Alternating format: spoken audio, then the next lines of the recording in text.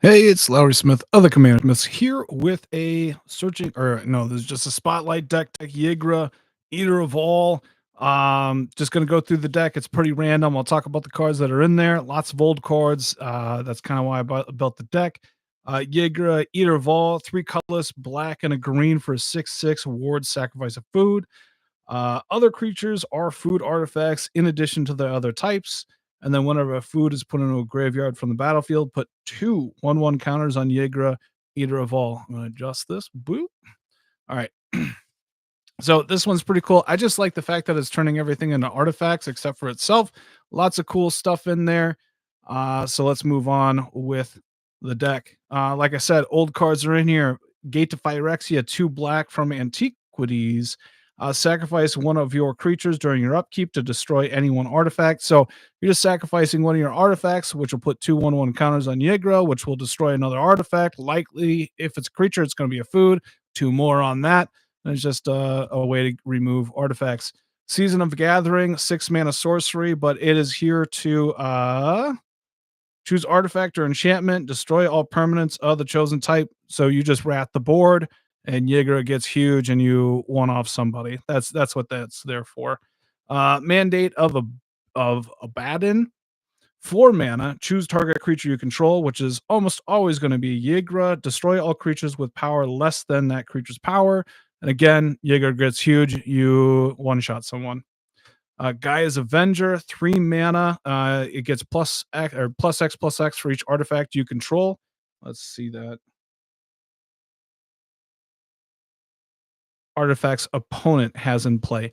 And so this will, all of their creatures are artifacts. Just whatever one you're choosing is just going to be a huge creature for 3 mana. Peregrine Took. It is there. Sacrifice 3 foods to draw a card, and you have a lot of creatures, and that'll put 6/1/1 counters on Ygra. You get to draw cards, especially if you're wrathing. Just get rid of everything. Swamp. Golgari Charm to regenerate all of your creatures.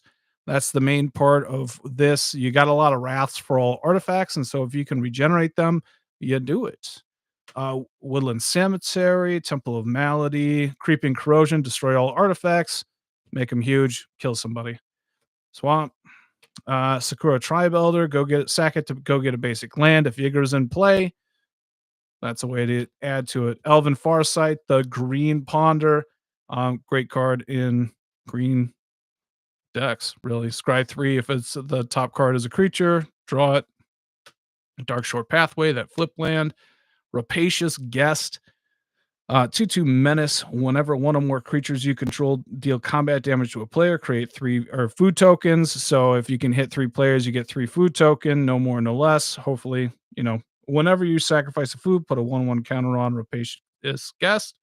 And whenever it leaves the battlefield, target opponent loses life equal to its power. So it's just food centered. There's going to be some Lord of the Rings cards in here for sure. Fabled Passage, Forest. You know what? Just kind of hit me since I got some of these old cards in here. I should have probably had these as like alpha or beta basics, but whatever. Seeds of Innocent, destroy all artifacts. Everybody's gaining life for the CMC of stuff that was destroyed. Heroic Intervention to not have your stuff get destroyed. Swamp. Llanowar Elves for that ramp. Golgari Rock Form. Urza Saga to go get an artifact, really. And just, when you're making the Urza bots, they're going to be huge because all your other creatures are artifacts, anyways. So that's what you're doing. Mosswort Dreadnought, something that can get destroyed and then casts the adventure to draw more cards to bring it back. Kind of cycle it through if you need to. Academy Manufactor, whenever you're making a food token, you're going to get a clue and a treasure along with it. Prismatic Vista, Birds of Paradise for that ramp. Bonder's Enclave, just in case you wanted cards to draw. Forest, Delighted Halfling, just to ramp out. Ygra, Witch's Oven, sacrifice a creature, create a food token. If the sacrificed creature's toughness was 4 or greater, create 2 food tokens. It's here to just the sack outlet that'll get counters, that'll get you more food tokens. It works pretty well. Massacre or Meat Hood Massacre. It's always X is going to be lower than Ygra. Destroy everything. Everything dies. Ygra gets big. One shot someone. The Shire to make food tokens. Power Leech whenever Gain 1 life whenever one of your opponent's artifacts becomes tapped, or whenever an artifact cost of one of your opponent's artifact is paid. And so basically, whenever one of their creatures attacks, that's an artifact, you're going to gain a life, and when they tap any other artifact for any other reason, you get to gain a life. Just old card, cool. Haunting Wind. Um, each time an artifact in play is tapped for an activation cost is paid. This deals 1 damage to artifact controller. So that's just damage. Come on. Surveil Land, Forest, Finhorn Elves for that ramp.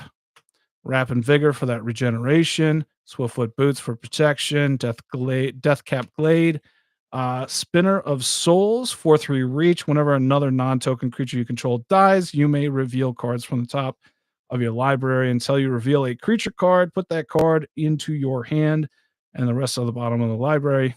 It's just when your creatures die, go get other creatures, get them into your hand. Yawgmoth, sacrifice outlet, drawing cards, removing their stuff, uh, proliferating. It does everything. Spymaster's Vault. If a lot of creatures die, you just pay X, tap it. Ygra Connives. You get to draw and discard a bunch of stuff. 1/1 counters on it. It's great in here. Sensei's Divining Top, best card advantage card in Commander. Restless Cottage, creating food tokens. Nurturing Peatland, Pitiless Plunderer. So whenever your creatures are dying, you're getting treasures for it. Tireless Provisioner. Landfall, create a food or treasure token. Both are really good in this deck. Shadow Spear, giving Ygra trample and lifelink is going to be a game swinger. Disciple of the Vault, when artifacts go to the graveyard, target opponent loses 1 life. Great in here. Collective Resistance, destroy an artifact, enchantment, or protection on this. You can choose a lot of, it escalates as we're going along. Ooh, yeah, all right. You're saying Urza's for life when that came up. I missed your comment. Sorry. Morbid Opportunist, whenever a creature dies once per turn, draw a card. So you got stuff dying, you're going to draw more cards. Elvish Mystic for that ramp. Manglehorn, your opponent's creatures will come into play tapped if Ygra's in play. And when it comes into play, you can destroy an artifact. If Ygra's in play, it's any creature. Chatterfang, whenever you're making tokens, plenty of food tokens happening in this deck. You're going to get squirrel tokens as well, and then a little bit of removal and whatnot. The Great Henge, Ygra is going to get huge. That's going to be cheap. You're going to draw more cards. It's great for you.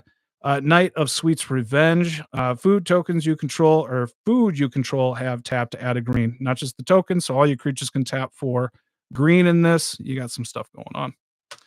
Savvy Hunter, sacrifice 2 foods, draw a card. And so you can draw cards by sacrificing creatures, yada yada. Elves of the Deep Shadow, the dark version. Calm down, everybody. But it's a pretty card. Dense Foliage, don't have a lot of spot removal in here, so I like Dense Foliage. Creatures cannot be the target of spells. That counts for theirs or yours. The Wraths will work for you, but they can't spot removal Ygra, and that's the point. Gilded Goose for that food and that ramp. Llanowar Elves, or Llanowar Waifs. Gingerbread Cabin for some food. Cranial Plating, you're going to have a lot of artifact creatures. Might as well make Ygra even bigger. Night's Whisper for that draw. Forest. Underground Stadium. Monumental Corruption.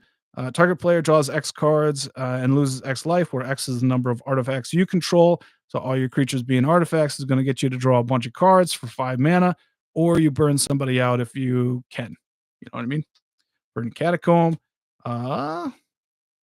Bone Cache Overseer. Pay a life, draw a card, activate only if you're sacrificing a food. That's essentially what it's there for. Ancient Tomb. Selvala. Ygra's big. It's going to draw you a card more than likely, and then also you're going to be able to tap for a ton of mana with it. Sylvan Library for that draw. War Room just in case. Fade into History. Destroy. Everybody gets each player who controls an artifact or an enchantment creates a 2/2 green bear creature token, then destroy all artifacts and enchantments. This does not have other creatures, not just tokens. So you're giving them more creatures to die to the artifact killing. Twilight Mire, Swamp, Augur of Autumn, that's a great one when you can play lands, play creatures from the top, you're just going to move forward. Gaio, Master Chef, you can sacrifice any creature you control since they're food to give this indestructible. It does tap, but it also creates food. So you're doing well there. Nettle Cyst, +1/+1 for each artifact that you control. So Ygra gets big that way. Probably not even necessary in this deck, honestly. Nykthos just for a bit more ramp. Forest, Grim Haruspex. Whenever a creature you control dies, that's a non-token. You get to draw a card. That's going to be a lot of cards. Skull Clamp, just because you're sacrificing creatures, might as well draw cards. Experimental Confectioner. This ends up being a little bit combo-y, which I try and avoid. When it enters, create a food token. Whenever you sacrifice a food, create a 1/1 black rat creature token, which also turns into a food. And you can just cycle it with something like Yawgmoth and doing some good stuff there. Swamp, Marionette Apprentice. So whenever one of your stuff dies, somebody's losing life. Lightning Grease for that protection. Command Tower, Deathrite Shaman for ramp or just a little bit more reach on having somebody lose stuff. You've noticed that I have some proxies in here. We have a Patreon. You can check that out. We give away proxies, not that one, but Inspiring Statuary. Tap your artifacts to cast non-artifact spells. Midnight Reaper. Whenever a non-token creature you control dies, this deals 1 damage to you, and you draw a card. So you're going to be drawing a bunch of cards.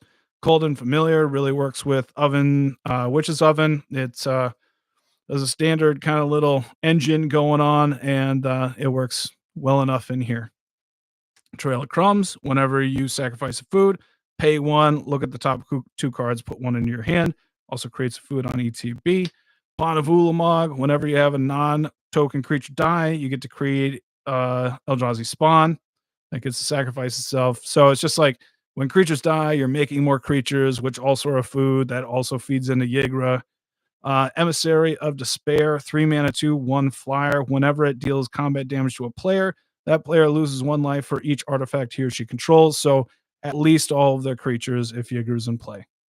Viridian Revel. Whenever an artifact is put into an opponent's graveyard, you get to draw a card. You're going to be drawing a lot of cards. And then last one, Cyberman Patrol. All your creatures are artifacts in this. When Ygra's in play, artifact creatures you control have afflict 3. So it's kind of like I'm attacking. If you're going to block it, you're going to lose a bunch of life either way. Hey, it's been a fun deck. Hopefully you enjoyed it. Let me know what you've put in your deck. Have a good one. Bye.